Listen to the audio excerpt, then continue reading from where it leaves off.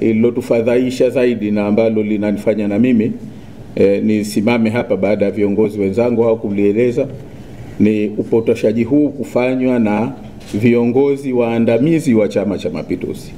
na hasa mtu ambaye hukumtarajia kama makamu mwenyekiti bara wa Chama cha Mapinduzi Bwana Stephen Wasira, na pia naibu katibu mkuu, naibu katibu wa habari na uenezi wa kule Zanzibar ndugu Hamisi Mbeto. Upotoshaji walioufanya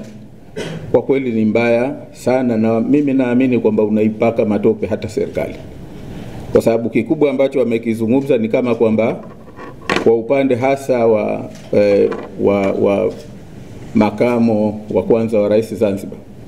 kwamba ni kwa sababu hakufata utaratibu, hajui utaratibu wa kusafiri nje.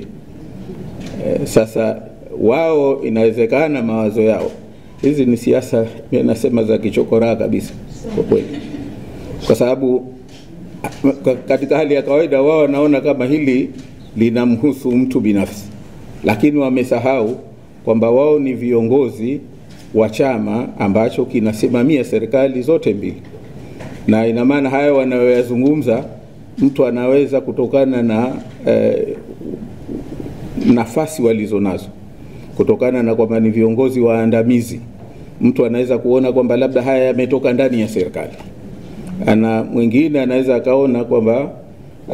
labda hii serikali kumbe ni ya ovyo sana, kwamba makamu wa rais anasafiri kwenda nje